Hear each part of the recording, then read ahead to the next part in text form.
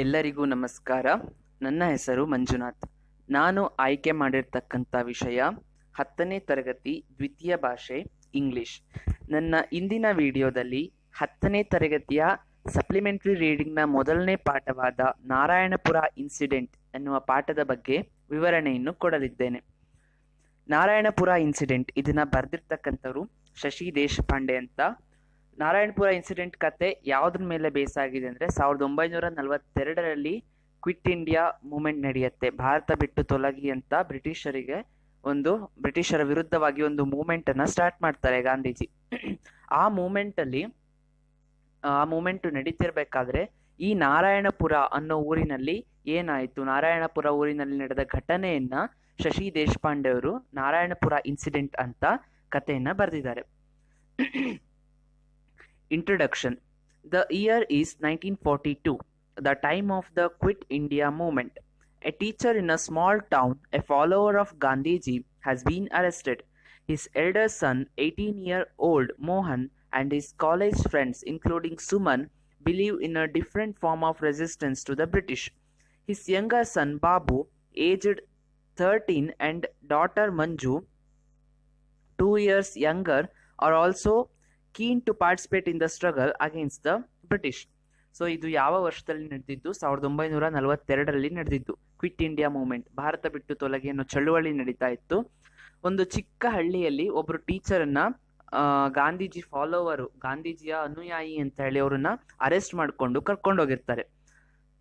ಆ ಟೀಚರ್ನ ಮಗ 18 ವರ್ಷದ ಮೋಹನ್ ಹಾಗೆ ಅವನ ಕಾಲೇಜ್ ಫ್ರೆಂಡ್ಸು ಸುಮನ್ ಅಂತ ಇರ್ತಾರೆ. ಅವರಿಬ್ರು ಶಾಂತಿ ಮುಖಾಂತರ ಹೋದ್ರೆ ಇದನ್ನ ನಿಲ್ಸೋದಿಕ್ಕಾಗಲ್ಲ. ಅವರು ತೀವ್ರಗಾಮಿಗಳು, ತೀವ್ರಗಾಮಿಗಳು ಏನ್ ಹೇಳ್ತೀವಿ, ಗಾಂಧೀಜಿ ಮಂದಗಾಮಿಗಳ ಪರ. ಆ ಟೀಚರು ಕೂಡ ಗಾಂಧೀಜಿಯ ಫಾಲೋವರ್ಸ್. ಆದ್ರೆ ಅವರ ಮಗ ಮೋಹನ್ ಹಾಗೆ ಅವನ ಕಾಲೇಜ್ ಫ್ರೆಂಡ್ ಸುಮನ್ನು ಅವರು ತೀವ್ರಗಾಮಿಗಳು. ಶಾಂತಿ ಪಾಠ ಹೇಳಿದ್ರೆ ಬ್ರಿಟಿಷರು ಕೇಳೋದಿಲ್ಲ, ಅವರಿಗೆ ಬೇರೆ ರೀತಿಯಲ್ಲೇ ಪಾಠ ಹೇಳಬೇಕು ಅಂತ ನಂಬ್ಕೊಂಡಿದ್ದವರು. His younger son Babu, aged 13, and daughter Manju, 2 years younger, are also keen to participate in the struggle against the British. ಹಾಗೆ ಆ ಟೀಚರ್ನ ಚಿಕ್ಕ ಮಗ ಬಾಬು, ಅವನಿಗೆ ಎಷ್ಟು ವರ್ಷ? 13 ವರ್ಷ. ಹಾಗೆ ಮತ್ತೊಬ್ಬಳು ಮಗಳಿದ್ಲು ಮಂಜು ಅಂತ, ಅವಳಿಗೆ 11 ವರ್ಷ. ಅವರು ಕೂಡ ಬ್ರಿಟಿಷರ ವಿರುದ್ಧ ಚಳುವಳಿಯಲ್ಲಿ ಭಾಗವಹಿಸಬೇಕು ಅಂತ ಅಂದ್ಕೊಂಡಿದ್ರು. Are you coming, Manju? Babu asked. Coming where? said Manju. Even as the brother and sister were talking, they heard magical words. They are coming, they are coming. The children, like others, rushed out, heedless of the rain. Policemen now appeared all along the road. Some of them walked in front of the students, some by their sides. But the students marched as if the police didn't exist. They walked in the complete silence. There were no slogans, no shouts, just the shuffle to feet, the drip of rain, and a low murmur from the watching crowd. Babu ಕೇಳ್ತಾನೆ, are you coming ಮಂಜು, ನೀನು ಬರ್ತಾ ಇದ್ಯಾ? Coming where? ಎಲ್ಲಿಗೆ ಬರ್ಬೇಕು ಅಂತ ಮಂಜು ಕೇಳಿದ್ಲು. ಹಾಗೆ ಅವರಿಬ್ರು ಅಣ್ಣ ತಂಗಿ ಇಬ್ರು ಮಾತಾಡ್ತಿದ್ರು ಕೂಡ ದೂರದಲ್ಲಿ ಯಾವುದೋ ಒಂದು ವಾಯ್ಸ್ ಬಂದಾಗೆ ಆಯ್ತು, ಜೋರಾಗಿ ಯಾರೋ ಕೂಗ್ತಾ ಬಂದಾಗೆ ಆಯ್ತು. ಏನಂತ? They are coming, they are coming, ಅವ್ರು ಬರ್ತಾ ಇದ್ದಾರೆ ಅಂತ ಯಾರೋ ಕೂಗ್ದಾಗೆ ಆಯ್ತು. ಅಲ್ಲಿರೋ ಸಾಮಾನ್ಯ ಸಣ್ಣ ಮಕ್ಕಳೆಲ್ಲ ಏನ್ ಮಾಡಿದ್ರು, ಎಲ್ಲ ಹೊರಗಡೆ ಓಡೋದ್ರು, ಯಾರು ಬರ್ತಾ ಇದ್ದಾರೆ ಅಂತ ನೋಡಕ್. ಹಾಗೆ ಮಂಜು ಮತ್ತೆ ಬಾಬು ಕೂಡ ಹೊರಗಡೆ ಓಡೋದ್ರು. ಹೊರಗಡೆ ಜೋರಾಗಿ ಮಳೆ ಬರ್ತಿದ್ರು ಕೂಡ ಅದನ್ನು ಲೆಕ್ಕ ಮಾಡಿದವರು ಹೊರಗಡೆ ಓಡೋದ್ರು. ಪೊಲೀಸರು ಏನು ಇಡೀ ರೋಡ್ ತುಂಬಾ ಎಲ್ಲಾ ಕಡೆ ನಿಂತ್ಕೊಂಡ್ರು. ಕೆಲವೊಬ್ರು ಸ್ಟೂಡೆಂಟ್ಸ್ ಎದುರುಗಡೆ ವಾಕ್ ಮಾಡ್ತಿದ್ರು, ಕೆಲವರು ಅವ್ರ ಪಕ್ಕ ನಿಂತ್ಕೊಂಡು ನಡ್ಕೊಂಡು ಹೋಗ್ತಾ ಇದ್ರು. ಆದ್ರೆ ಸ್ಟೂಡೆಂಟ್ಸ್ ಮಾರ್ಚ್ ಮಾಡ್ಕೊಂಡು ಬರ್ತಾ ಇದ್ರು, ಒಂದು ಗಾಂಧೀಜಿ ಫೋಟೋನ ಹಿಡ್ಕೊಂಡು ಮಾರ್ಚಿಂಗ್ ನಲ್ಲಿ ಬರ್ತಾ ಇದ್ರು. ಅದ್ರಲ್ಲಿ ಏನು ಸ್ಲೋಗನ್ಸ್ ಇರ್ಲಿಲ್ಲ, ಯಾರು ಕೂಗ್ತಾ ಇರ್ಲಿಲ್ಲ, ಭಾರತಕ್ಕೆ ಜೈ ಆಗ್ಲಿ ಅಥವಾ ಮತ್ತೊಂದಾಗ್ಲಿ ಏನು ಸ್ಲೋಗನ್ಗಳೇ ಇರ್ಲಿಲ್ಲ. ಸೈಲೆಂಟ್ ಆಗಿ ಒಂದು ಫೋಟೋನ ಹಿಡ್ಕೊಂಡು ನಡ್ಕೊಂಡು ಹೋಗ್ತಾ ಇದ್ರು. ಪೊಲೀಸರು ಅಲ್ಲಿ ಇಲ್ಲೇ ಅನ್ನೋ ತರ ಅವರು ಕಂಪ್ಲೀಟ್ ಸೈಲೆನ್ಸ್ ಅಲ್ಲಿ ನಡ್ಕೊಂಡು ಹೋಗ್ತಾ ಇದ್ರು. ಹಾಗೆ ಅಲ್ಲಿ ಬರೀ ಏನ್ ಕೇಳ್ತಿತ್ತು, ಕೆಲವೊಬ್ಬರ ಹೆಜ್ಜೆ ಸದ್ದು, ಹಾಗೆ ನೀರು ಬೀಳ್ತಿರೋ ಒಂದು ಶಬ್ದ ಬಿಟ್ರೆ, ಹಾಗೆ ಕೆಲವೊಂದು ಗುಂಪಿನಲ್ಲಿ ಕೆಲವೊಂದು ಯಾರೋ ಗೊಣಗ್ದಾಗ ಕೇಳ್ತಿತ್ತು. ಬೇರೆ ಏನು ಸೌಂಡ್ ಇರ್ಲಿಲ್ಲ, ಬೇರೆ ಏನು ಕೂಗಾಟ ಸ್ಲೋಗನ್ಗಳು ಏನು ಇರ್ಲಿಲ್ಲ. Babu and Manju looked eagerly for Mohan. Yes, there he was, dressed in white pajamas and cream colored shirt, with another boy, both holding aloft a picture of the Mahatma. Babu and Manju ಏನ್ ಮಾಡ್ತಾರೆ, ತಮ್ಮ ಅಣ್ಣ ಮೋಹನ್ ಎಲ್ಲಿದ್ದಾನೆ ಅಂತ ಹುಡುಕ್ದಾಗ ಅವನು ಮೋಹನ್ ಅವರಿಗೆ ಸಿಗ್ತಾನೆ. ಎಲ್ಲಿರ್ತಾನೆ ಅವನು? ಒಂದು ಪೈಜಾಮವನ್ನು ಹಾಕಿರ್ತಾನೆ ವೈಟ್ ಕಲರ್ದು, ಹಾಗೆ ಒಂದು ಕ್ರೀಮ್ ಕಲರ್ ಶರ್ಟ್ ಅನ್ನ ಹಾಕೊಂಡಿರ್ತಾರೆ. ಅವನ ಜೊತೆಗೆ ಇನ್ನೊಬ್ಬ ಹುಡುಗ ಇರ್ತಾನೆ. ಅವರು ಇಬ್ರು ಸೇರಿ ಗಾಂಧೀಜಿಯ ಫೋಟೋವನ್ನ ಹಿಡ್ಕೊಂಡು ಎದುರುಗಡೆ ಮಾರ್ಚ್ ಮಾಡ್ಕೊಂಡು ಹೋಗ್ತಾ ಇರ್ತಾರೆ.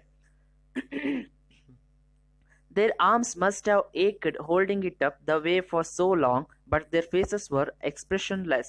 Now the leaders of the procession, Suman was one of them, they saw in excitement, had reached the barred gates. A police officer, he was the DSP, Mohan told them later, came up to them. There was some conversation between him and the students. ಹಾಗೆ ಅವರು ಫೋಟೋವನ್ನ ಏನ್ ಇಟ್ಕೊಂಡು ಹೋಗ್ತಾ ಇದ್ರು, ತುಂಬಾ ಹೊತ್ತಿನಿಂದ ಆ ಫೋಟೋವನ್ನ ಹಾಗೆ ಇಟ್ಕೊಂಡ್ರು. ಅವರಿಗೆ ಕೈ ನೋವಾಗ್ತಿರ್ಬೋದು, ಆದ್ರೂ ಕೂಡ ಅವ್ರ ಮುಖದಲ್ಲಿ ಯಾವುದೇ ತರದ ಎಕ್ಸ್ಪ್ರೆಷನ್ ಅನ್ನು ತೋರಿಸ್ತಾ ಇರಲಿಲ್ಲ. ಗಂಭೀರವಾಗಿ ನಡ್ಕೊಂಡು ಹೋಗ್ತಾ ಇದ್ರು. ಹಾಗೆ ಲೀಡರ್ಸ್, ಆ ಪ್ರೊಸೆಷನ್ ಏನ್ ಲೀಡರ್ಸ್ ಇರ್ತಾರೆ, ಮೋಹನ್ ಮತ್ತೆ ಸುಮನ್ ಕೂಡ ಅದರಲ್ಲಿ ಒಬ್ಬ. ಅವರು ಎಕ್ಸೈಟ್ಮೆಂಟ್ ಅಲ್ಲಿ ಮುಂದ್ಗಡೆ ಒಂದು ಗೇಟ್ ಅನ್ನ ಹಾಕಿರ್ತಾರೆ, ಬ್ಯಾರಿಕೇಡ್ ಅನ್ನ ಹಾಕಿರ್ತಾರೆ ಪೊಲೀಸರು. ಅದ್ರ ಹತ್ರ ಹೋಗಿ ಅಲ್ಲೊಬ್ಬ ಪೊಲೀಸ್ ಆಫೀಸರ್ ಇರ್ತಾನೆ, DSP. ಮೋಹನ್ ಆಮೇಲೆ ಬಂದು ಜಾಯಿನ್ ಆಗ್ತಾರೆ. ಮೋಹನ್ ಸುಮನ್ ಆ DSP ಹತ್ರ ಏನೋ ಮಾತಾಡ್ತಿರೋ ಹಾಗೆ ಕಾಣುತ್ತೆ. ಅವರಿಬ್ಬರ ಮಧ್ಯೆ ಏನೋ ಕಾನ್ವರ್ಸೇಷನ್ ನಡೆದಾಗೆ ಎಲ್ಲರಿಗೂ ಕಾಣ್ತಿರತ್ತೆ. ಬಟ್ ಏನ್ ಮಾತಾಡಿದ್ರು ಅಂತ ಇವರಿಗೆ ಕೇಳಿಸಿರೋದಿಲ್ಲ.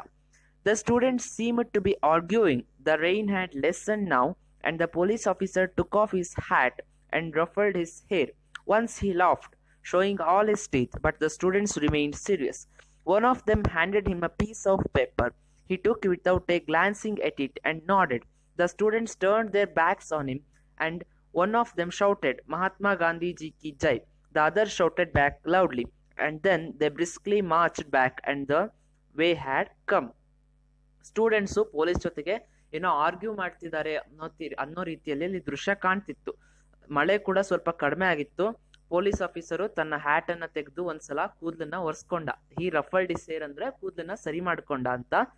ಆಮೇಲೆ ಒಂದ್ಸಲ ನಕ್ಕ, ಶೋಯಿಂಗ್ ಆಲ್ ಹಿಸ್ ಟೀತ್, ಅವನ ಎಲ್ಲಾ ಹಲ್ಲು ಕಾಣೋ ತರ ಒಂದ್ಸಲ ನಗಾಡ್ದ. ಆದ್ರೆ ಸ್ಟೂಡೆಂಟ್ಸ್ ಎದುರುಗಡೆ ಇದ್ದವರು ಯಾರು ನಗಾಡ್ಲಿಲ್ಲ, ಅವರೆಲ್ಲರೂ ಸೀರಿಯಸ್ ಆಗೇ ಇದ್ರು. ಹಾಗೆ ಒಬ್ಬ ಪೊಲೀಸ್ ಏನ್ ಮಾಡ್ದ, ಒಂದು ಪೀಸ್ ಆಫ್ ಪೇಪರ್ ಅನ್ನ ಕೊಟ್ಟ. ಒಬ್ಬ ಸ್ಟೂಡೆಂಟ್ ಪೊಲೀಸಿಗೆ ಒಂದು ಪೀಸ್ ಆಫ್ ಪೇಪರ್ ಅನ್ನ ಕೊಟ್ಟ.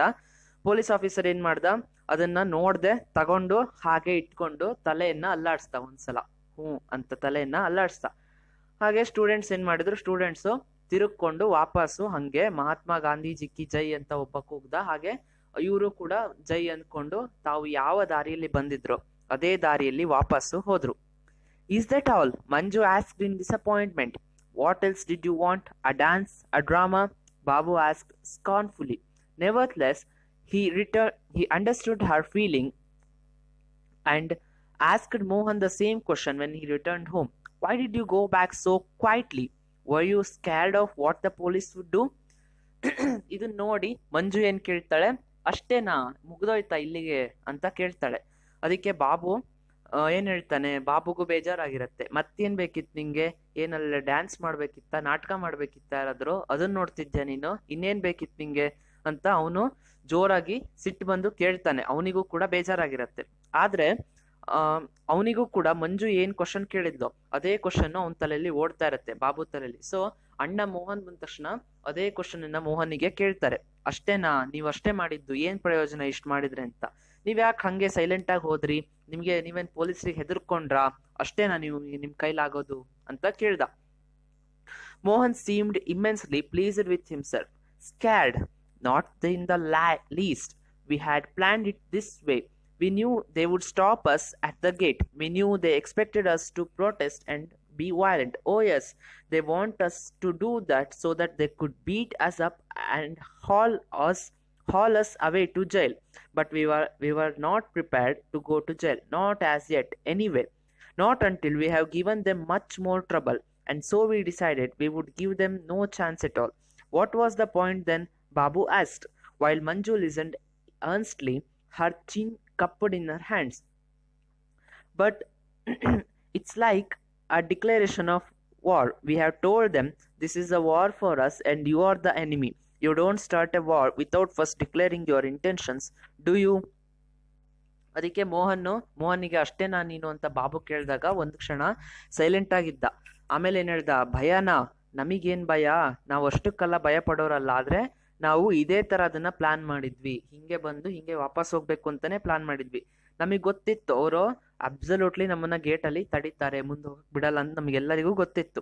ಸೊ ಅವ್ರು ಏನ್ ಅಂದ್ಕೊಂಡಿದ್ರು, ಅವರು ಪೊಲೀಸ್ ಅವ್ರನ್ನ ತಡೆದಾಗ ಸ್ಟೂಡೆಂಟ್ಸ್ಗಳು ದಂಗೆ ಹೇಳ್ತಾರೆ, ಸ್ಟೂಡೆಂಟ್ಸ್ಗಳು ವಯಲೆಂಟ್ ಆಗ್ತಾರೆ, ಅವಾಗ ಪ್ರೊಟೆಸ್ಟ್ ಜೋರಾಗತ್ತೆ ಅಂತ ಅವ್ರು ಅಂದ್ಕೊಂಡಿದ್ರು.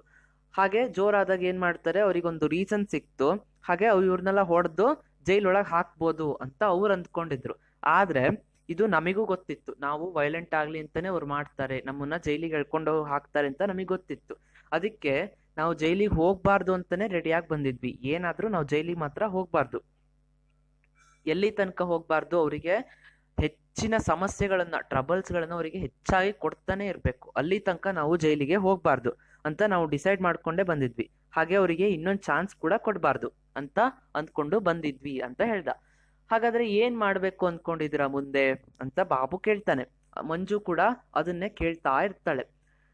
ಇವಾಗ ಮೋಹನ್ ಏನ್ ಹೇಳ್ತಾನೆ, ಇದು ಒಂದು ವಾರನ್ನ ಡಿಕ್ಲೇರ್ ಮಾಡ್ದಾಗೆ. ಯಾಕೆ, ನಾವು ಅವರಿಗೆ ಹೇಳಿದೀವಿ ಇದು ನಮಗೆ ಒಂದು ಯುದ್ಧ ಇದ್ದಾಗೆ, ಹಾಗೆ ಯುದ್ಧದ ಎನಿಮಿ ಯಾರು, ನೀವೇ. ಸೊ ನಾವೇನ್ ಮಾಡ್ಬೇಕು, ಒಂದು ಇಂಟೆನ್ಷನ್ ಇಲ್ದೆ, ಒಂದು ಕರೆಕ್ಟ್ ಆದ ಗುರಿ ಇಲ್ದೆ ಯುದ್ಧವನ್ನ ಸ್ಟಾರ್ಟ್ ಮಾಡಬಾರ್ದು. ನಾವು ಅದನ್ನ ಅವರಿಗೆ ಕೊಟ್ಟಿದೀವಿ, ನಮ್ಮ ಯುದ್ಧದ ಗುರಿ ಏನು ಅಂತ ನಾವು ಅವರಿಗೆ ಅದನ್ನ ಹೇಳಿದೀವಿ ಅಂತ ಹೇಳ್ದ. Unless you are Adolf Hitler, ಅಮ್ಮ, who had been quietly listening to them, said with a small smile. Right, which we were not. So how it was, and what was that paper you gave the policeman? ಆದ್ರೆ ನೀವು ಆತರ ಮಾಡಿದ್ರೆ ಏನ್ ಮಾಡ್ತೀರಾ, ನೀವು Adolf Hitler ಆಗ್ತೀರಾ ಅಂತ ಅಮ್ಮ ಹೇಳ್ತಾರೆ. ಅದನ್ನು ಅಮ್ಮ ಎಲ್ಲದು ಕೇಳಿಸ್ಕೊಂಡು ಒಂದ್ಸಲ ಸಣ್ಣಕ್ಕೆ ನಗಾಡ್ತಾಳೆ. Right, which we were not, so that how it was, and what was that paper you gave the policemen. ಹೌದು, ಅದಕ್ಕೆ ನೀವು ಮಾಡಿದ್ ಕರೆಕ್ಟ್ ಇದೆ, ನಾವು ಅಡಾಲ್ಫ್ ಹಿಟ್ಲರ್ ಏನಲ್ಲ, ಕರೆಕ್ಟ್ ಆಗಿ ಮಾಡಿದ್ದೀರಾ. ಆದ್ರೆ ನೀವು ಏನ್ ಪೇಪರ್ನ ಕೊಟ್ರಿ ಅವರಿಗೆ? ಅದಕ್ಕೆ ಮೋಹನ್ ಹೇಳ್ತಾನೆ, that was notice served on the collector as a representative of His Majesty government asking them to quit India or face the consequences. ನಾವು ಅವರಿಗೆ ನೋಟಿಸ್ ಕೊಟ್ಟಿದ್ದೀವಿ, ಭಾರತ ಬಿಟ್ಟು ನೀವು ತೊಲಗಬೇಕು, ಇಲ್ಲ ಅದ್ರ ಪರಿಣಾಮವನ್ನ ನೀವು ಎದುರಿಸಬೇಕು ಅಂತ ಆ ಪೇಪರ್ ಅಲ್ಲಿ ಇತ್ತು ಅಂತ ಹೇಳ್ತಾರೆ. Suman and other boy turned up after they had finished their dinner that night. The boy staggered in with a large newspaper covered parcel in his hands. Got it? Mohan asked, his voice tense with excitement. Yes, lot of trouble though. Where shall I take it? Here, let me help you. My room, okay? Amma? No, I think the puja room is better. A light there will look more normal, right, as usual. Amma, the puja room then. The boy went away after a whispered conversation with Suman. The Suman, Amma and Mohan went into the puja room. Babu and Manju stared curiously over their shoulders at the mysterious parcel which turned out to be a cyclo-styling machine. ಕೊನೆಗೇನಾಯ್ತು, Suman ಮತ್ತೆ ಮತ್ತೊಬ್ಬ ಹುಡುಗ ಏನಿರ್ತಾರೆ, ಅವರು ಇವ್ರ ಮನೆಗೆ ಬರ್ತಾರೆ. ಇವ್ರ ಮನೆಯಲ್ಲಿ ಜಸ್ಟ್ ಊಟವನ್ನ ಮುಗಿಸಿರ್ತಾರೆ. ಸುಮನ್ ಮತ್ತೆ ಮತ್ತೊಬ್ಬ ಹುಡುಗ ಇವ್ರ ಮನೆಗೆ ಬರ್ತಾರೆ. ಆ ಬಾಯಿ ಏನ್ ಮಾಡಿರ್ತಾನೆ, ಕೈಯಲ್ಲಿ ಒಂದು ನ್ಯೂಸ್ ಪೇಪರ್ ಕವರ್ ಆಗಿರೋ ಪಾರ್ಸಲ್ ಅನ್ನ ಇಟ್ಕೊಂಡಿರ್ತಾನೆ. ಆ ಪಾರ್ಸಲ್ ಅಲ್ಲಿ ಏನಿದೆ ಅಂತ ಗೊತ್ತಿರಲ್ಲ. ಮೋಹನ್ ಕೇಳ್ತಾನೆ, ಸಿಕ್ಬಿಡ್ತಾ ಅದು ಅಂತ ಕೇಳ್ತಾನೆ. His was tense with excitement ಅಲ್ಲಿ ಸಿಕ್ಬಿಡ್ತಾ ಅದು ಅಂತ ಕೇಳ್ತಾನೆ. Yes, lot of trouble though. Where shall I take it ಅಂತ ಕೇಳ್ತಾನೆ. ಅಂದ್ರೆ ಹೌದು ಸಿಕ್ತು, ಆದ್ರೆ ತುಂಬಾ ಸಮಸ್ಯೆ ಆಯ್ತು, ನಾ ಎಲ್ಲಿಡ್ಲಿ ಇದ್ನ ಅಂತ ಕೇಳ್ತಾಳೆ. Here, let me help you. My room, okay ಅಮ್ಮ? ಅಡ್ಡಿಲ್ಲ, ನನ್ ರೂಮಲ್ಲೇ ಇಡ್ಬೋದು. ಓಕೆ ಅಲ್ವಾ ಅಮ್ಮ? ಅಮ್ಮನ್ ಕೇಳ್ತಾನೆ, ನನ್ ರೂಮಲ್ಲಿ ಇಡ್ಬೋದಲ್ಲ ಅಮ್ಮ ಅಂತ. No, I think the puja room is better. A light there will look more normal. ಆದ್ರೆ ನನಗೇನ್ ಅನ್ಸುತ್ತೆ, ಅದನ್ನ ಪೂಜಾ ರೂಮಲ್ಲೇ ಇಡೋಣ. ಯಾಕೆಂದ್ರೆ ನಾವು ರೂಮಲ್ಲಿ ಲೈಟ್ ಹಾಕೊಂಡು ಮಾತಾಡ್ತಿದೀವಿ ಅಂದ್ರೆ ಎಲ್ಲರಿಗೂ ಗೊತ್ತಾಗ್ಬಿಡುತ್ತೆ. ಪೂಜಾ ರೂಮಲ್ಲಿ ಹಾಕಿದ್ರೆ ನಾರ್ಮಲ್ ಲೈಟ್ ತರ ಕಾಣುತ್ತೆ, ಯಾರಿಗೂ ಡೌಟ್ ಬರಲ್ಲ. ರೈಟ್, ಆಸ್ ಯೂಶುವಲ್ ಅಮ್ಮ, ದ ಪೂಜಾ ರೂಮ್ ದೆನ್. ಸರಿ, ಅಮ್ಮ ಹೇಳ್ದಾಗೆ ಆಗ್ಲಿ, ಯಾವಾಗಿನ ತರ ಪೂಜಾ ರೂಮಲ್ಲೇ ಆಗ್ಲಿ ಅಂತ. The boy vent away after A ವಿಸ್ಪರ್ಡ್ conversation with Suman. ಆ ಬಾಯ್ ಒಂದ್ ಸುಮನ್ ಜೊತೆಗೆ ಗುಟ್ಟಾಗಿ ಏನೋ ಹೇಳ್ತಾನೆ, ಹೇಳಿ ಒಳಗೆ ಹೋಗ್ತಾನೆ. The Suman, amma and Mohan went into the small puja room. ಸುಮನ್ನು, ಅಮ್ಮ ಮತ್ತೆ ಮೋಹನ್ ಪೂಜಾ ರೂಮ್ ಒಳಗೆ ಹೋಗ್ತಾರೆ. ಆದ್ರೆ ಸುಮನ್, ಅಮ್ಮ, ಮೋಹನ್ ಹೋದ ತಕ್ಷಣ ಬಾಬು ಅಂಡ್ ಮಂಜು ಹೊರಗಡೆನೆ ಕ್ಯೂರಿಯಾಸಿಟಿಯಲ್ಲಿ ನೋಡ್ತಾ ಇರ್ತಾರೆ. ಆ ಪಾರ್ಸಲ್ ಅಲ್ಲಿ ಏನಿತ್ತು, ಇವ್ರೇನ್ ಮಾತಾಡ್ತಾ ಇದಾರೆ, ಯಾಕೆ ಎಲ್ಲರೂ ಒಳಗೆ ಹೋದ್ರು, ಇವ್ರಿಗೆ ಏನು ಅರ್ಥ ಆಗ್ತಿರಲ್ಲ. ಕ್ಯೂರಿಯಾಸಿಟಿಲಿ ಹಾಗೆ ನೋಡ್ತಾ ಇರ್ತಾರೆ. Babu, Mohan said as they settle down to work. Sit out in the front room and keep watch. Give us a warning if anyone seems to be coming to our house. Manju, go to bed, or else he went on, noticing her crestfallen face. You sit here in the hall and pass on Babu's warning to us. Mohan ಒಳಗೆ ಹೋಗ್ತಾ ಏನ್ ಹೇಳ್ತಾನೆ, ಬಾಬು ಅಂತ ಒಂದ್ಸಲ ಕರೀತಾನೆ. ಕರೆದು ತಮ್ಮ ಕೆಲಸವನ್ನ ಮಾಡ್ತಾ ಏನ್ ಹೇಳ್ತಾನೆ, ನೀನ್ ಇಲ್ಲೇ ರೂಮಿನ ಎದುರುಗಡೆ ಕುತ್ಕ, ನೋಡ್ತಾ ಇರು, ಯಾರಾದ್ರೂ ಮನೆ ಕಡೆ ಬರ್ತಾ ಇದ್ದಾರೆ ಅಂದ್ರೆ ನಮಗ್ ತಕ್ಷಣ ವಾರ್ನಿಂಗ್ ಕೊಡ್ಬೇಕು ನೀನು. ಮಂಜು, ನೀನು ಹೋಗಿ ಮಲಕ್ಕೋ ಅಂತ ಮಂಜುಗೆ ಹೇಳ್ತಾನೆ. ಆದ್ರೆ ಮಂಜುಗೆ ಅದು ಇಷ್ಟ ಇರಲ್ಲ. ಅವಳ ಮುಖದಲ್ಲಿ ತಾನು ಹೋಗಲ್ಲ ಅನ್ನೋ ಭಾವನೆನೇ ಇರತ್ತೆ, ಏನೋ ತನಿಗಾಗಲ್ಲ ಅನ್ನೋ ತರ. ಹಾಗೆ ಅವಳ ಮುಖವನ್ನು ನೋಡಿ ಮೋಹನ್ಗೆ ಅರ್ಥ ಆಗತ್ತೆ, ಸರಿ ನೀನು ಹಾಲಲ್ಲಿ ಕುತ್ಕೋ, ಬಾಬು ಏನ್ ವಾರ್ನಿಂಗ್ ಕೊಡ್ತಾನೆ ಅದನ್ನ ನೀನು ನಮಗ್ ಪಾಸ್ ಮಾಡು ಅಂತ ಮೋಹನ್ ಹೇಳ್ತಾನೆ. Babu sat outside, alert and attentive. He felt a thickening in his throat. It was beginning, and at least he was doing something. What a pity Gopya, Murali and others would never know about perhaps someday. He checked himself and kept his eyes and mind on the road outside. It was deserted. In a little while, the 9 o'clock siren went off. Babu thought for the first time that day of the war being fought all over the world. And suddenly, coming out of his service, he tensed. A man riding a bike got off and stopped right outside their gate. But it was only to light a cigarette, it seemed. Babu could see the match firing, then the glow in the front of the man's face. The small point of light moved as the man got on his bike and rode away. One more bike. Babu flung himself inside. Manju turned a startled face to him. Someone's coming in. Babu ಹೊರಗಡೆ ಹೋಗಿ ಕೂರ್ತಾನೆ. Alert ಮತ್ತೆ attentive ಆಗಿ ಯಾರಾದ್ರೂ ಬರ್ತಾರ ಅಂತ ಸುತ್ತನೂ ನೋಡ್ತಾ ಕೂರ್ತಾನೆ. ಅವನು voice ಅನ್ನ ಸರಿ ಮಾಡ್ಕೊಂಡು ಬಂದ ತಕ್ಷಣ ಗಟ್ಟಿಯಾಗಿ ಕೂಗಿ ಹೇಳ್ಬೇಕು ಅಂತ. ಅದಿನ್ನೂ ಸ್ಟಾರ್ಟಿಂಗ್ ಆಗಿರುತ್ತೆ, ಅವ್ರ ರೂಮ್ ಒಳಗೆ ಹೋಗಿದ್ದು. ಸೊ ಇನ್ನು ತುಂಬಾ ಹೊತ್ತು ಕಾಯ್ಬೇಕು ಅಂತ ಗೊತ್ತಿರುತ್ತೆ. ಹಾಗೆ ಅವರು ಏನೋ ಮಾಡ್ತಿದ್ದಾರೆ ಅಂತನೂ ಗೊತ್ತಿರುತ್ತೆ. ವಾಟ್ ಅ ಪಿಟಿ ಗೋಪ್ಯ, Murali and others would never know about perhaps some day. ನಾನು ಏನ್ ಮಾಡ್ತಾ ಇದ್ದೀನಿ ಅಂತ ನನ್ನ ಫ್ರೆಂಡ್ಸಿಗೂ ಗೊತ್ತಿಲ್ಲ, ಅವರಿಗೂ ಗೊತ್ತಾದ್ರೆ ಅವರು ಆಶ್ಚರ್ಯ ಪಡ್ತಾರೆ ಅಂತ ಮನ್ಸಲ್ಲೇ ಅಂದ್ಕೊಂಡಿರ್ತಾನೆ. ಅವನನ್ನ ಒಂದ್ಸಲ ನೋಡ್ಕೊಳ್ತಾನೆ. ಹಾಗೆ ರೋಡ್ ಕಡೆನೆ ತನ್ನ ಕಣ್ಣನ್ನ ಇಟ್ಕೊಂಡು ನೋಡ್ತಾ ಇರ್ತಾನೆ. ರೋಡಲ್ಲಿ ಯಾರೂ ಇರಲ್ಲ, ಖಾಲಿ ಇರತ್ತೆ. ಆದ್ರೆ ಸ್ವಲ್ಪ ಹೊತ್ತಲ್ಲೇ 9 o'clock 9 ಗಂಟೆಗೆ ಬಡಿಯೋ ಒಂದು ಸೈರನ್ ಬಡಿಯತ್ತೆ. ಬಾಬು ಏನ್ ಅಂದ್ಕೊಳ್ತಾನೆ, ಫಸ್ಟ್ ಟೈಮ್ ಅಲ್ಲಿ ಇದೇ ಮೊದಲನೇ ದಿನದ ವಾರಿನ ಸೈರನ್ನು, ಇದೇ ಸೈರನ್ನು ಮೊದಲನೇ ದಿನದ ವಾರಿಗೆ ಕರೆಯನ್ನ ಕೊಟ್ಟಾಗಿದೆ ಅಂತ ತಾನು ಮನ್ಸಲ್ಲಿ ಅಂದ್ಕೊಳ್ತಾನೆ. ಹಾಗೆ ಸಡನ್ಲಿ ಅವನ ಕಡೆಯಿಂದನೇ ಒಂದ್ಸಲ ಅವನಿಗೆ ಟೆನ್ಷನ್ ಆಗತ್ತೆ. ಯಾಕೆ, ಒಬ್ಬ ಮನುಷ್ಯ, ಒಂದ್ ಮ್ಯಾನು ಒಂದು ಬೈಕ್ ಅನ್ನ ತಗೊಂಡು ರೈಡ್ ಮಾಡ್ಕೊಂಡು ಬಂದು ಇವ್ರ ಗೇಟ್ ಎದುರುಗಡೆನೆ ಬೈಕ್ ಅನ್ನ ನಿಲ್ಸ್ಬಿಡ್ತಾನೆ. ಇವನಿಗೆ ಸಡನ್ ಆಗಿ ಟೆನ್ಷನ್ ಆಗತ್ತೆ. ಆದ್ರೆ ಆಮೇಲೆ ಗೊತ್ತಾಗತ್ತೆ ಅವನಿಗೆ ಅದು ಒಂದು ಸಿಗರೇಟ್ ಅನ್ನ ಹಚ್ಕೊಳ್ಳಕ್ಕೆ ಅವನು ಬೈಕ್ ಅನ್ನ ನಿಲ್ಲಿಸ್ದ, ಬೇರೆ ಏನು ರೀಸನ್ ಇಲ್ಲ. ಅಷ್ಟಕ್ಕೆ ಅಂತ ನೋಡ್ದ. Babu could see the match firing. ಅವನು ಬೆಂಕಿ ಹಚ್ಚೋದನ್ನ ನೋಡ್ದ. ಹಾಗೆ ಆ ಸಣ್ಣ ಬೆಂಕಿಯ ಬೆಳಕಲ್ಲಿ ಅವನ ಮುಖವನ್ನು ಕೂಡ ನೋಡ್ದ. ಆಮೇಲೆ ಸ್ವಲ್ಪ ಹೊತ್ತಾದ್ಮೇಲೆ ಮನುಷ್ಯ ಸಿಗರೇಟ್ ಅನ್ನ ಹಚ್ಕೊಂಡು ವಾಪಸ್ಸು ಹೇಗ್ ಬಂದಿದ್ನೋ ಅದೇ ಬೈಕ್ ಅಲ್ಲಿ ಹೋಗ್ಬಿಡ್ತಾನೆ. One more bike. Babu flung himself inside. ಆದ್ರೆ ಆ ಹೊತ್ತಿಗೆ ಬಾಬು ಏನ್ ಮಾಡ್ತಾನೆ, ಮತ್ತೊಂದ್ ಬೈಕ್ ಬಂತು ಅಂತ ಒಳಗಡೆ ಹೋಗಿ ಕೂಗಿ ಹೇಳ್ತಾನೆ. Manju turned a startled face to him. Manju ತಕ್ಷಣ ಒಂದ್ ಕಡೆ ತಿರುಗ್ತಾಳೆ.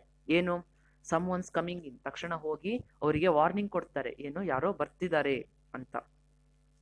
There was silence from inside the puja room. Their faces looked at him blankly, the dim light giving them a peculiar look. Shadows quivered and danced as the wick in the oil lamp flickered and fizzed. Then Amma got up and came out, followed by Mohan. Suman stayed inside and Mohan closed the door of the room. Manju, go to bed. Babu, you too. ಅವನು bike ಬಂತು ಅಂದ ತಕ್ಷಣ ಇವರು ಏನು ಬಾಬು ಮತ್ತೆ ಮಂಜು ಅವನಿಗೆ ಬಂದು warning ಅನ್ನ ಕೊಡ್ತಾರೆ. ವಾರ್ನಿಂಗ್ ಅನ್ನ ಕೊಟ್ಟ ತಕ್ಷಣ ಒಂದ್ಸಲ ಪೂಜಾ ರೂಮ್ ಅಲ್ಲಿ ಫುಲ್ಲು ಸೈಲೆಂಟ್ ಆಗ್ಬಿಡುತ್ತೆ. ಅವರಿಗೆ ಎಲ್ಲರಿಗೂ ಫೇಸ್ ಅಲ್ಲಿ ಏನು ಟೆನ್ಷನ್ ಕಾಣುತ್ತೆ. ಎಲ್ಲರ ಫೇಸ್ ಒಂದ್ಸಲ ಬ್ಲಾಂಕ್ ಆಗತ್ತೆ. ತಕ್ಷಣ ಏನಾಗತ್ತೆ, ಅಮ್ಮ ಒಂದು ಆಯಿಲ್ ಲ್ಯಾಂಪ್ ಅನ್ನು ಹಚ್ಕೊಂಡು ಅವರು ಮಾತಾಡ್ತಾ ಇರ್ತಾರೆ. ಅಮ್ಮ ತಕ್ಷಣ ಎದ್ದು ಹೊರಗೆ ಬರ್ತಾಳೆ. ಮೋಹನ್ ಕೂಡ ಹೊರಗೆ ಬರ್ತಾನೆ. ಸುಮನ್ನು ಒಳಗಡೆನೆ ಕೂತಿರ್ತಾನೆ. ಸುಮನ್ ಒಳಗಡೆನೆ ಕೂತ ತಕ್ಷಣ ಮೋಹನ್ ಮತ್ತೆ ಅಮ್ಮ ಬಂದು ಹೊರಗಡೆ ಬಂದು ಪೂಜಾ ರೂಮಿನ ಬಾಗ್ಲನ್ನ ಹಾಕೊಳ್ತಾರೆ. Manju, go to bed. Babu, you too. Manju, Babu ನೀವಿಬ್ರು ಹೋಗಿ ಮಲಕ್ಕೊಳ್ಳಿ, ನಾವೇನು ಅಂತ ನೋಡ್ತೀವಿ ಅಂತ ಮೋಹನ್ ಮತ್ತೆ ಅಮ್ಮ ಹೊರಗಡೆ ಬಂದು ಏನು ಅಂತ ನೋಡ್ತಾರೆ. ಯಾರೋ ಬಂದ್ರು ಅಂದಿದ್ದಕ್ಕೆ, ಯಾರು ಬಂದ್ರು ಅಂತ ನೋಡೋದಕ್ಕೆ ಹೊರಗಡೆ ಬರ್ತಾರೆ. ಸೊ ಇಲ್ಲಿಗೆ ನಾರಾಯಣಪುರ ಇನ್ಸಿಡೆಂಟ್ ಪಾಠದ ಮೊದಲನೇ ಪಾರ್ಟಿನ ವಿಡಿಯೋವನ್ನ ಮುಗಿಸ್ತಾ ಇದ್ದೀನಿ. ಮುಂದಿನ ಭಾಗದಲ್ಲಿ ಇದರ ಮುಂದಿನ ಭಾಗದ ವಿವರಣೆಯನ್ನು ಕೊಡ್ತೀನಿ. ಎಲ್ಲರಿಗೂ ಧನ್ಯವಾದಗಳು. Thank you.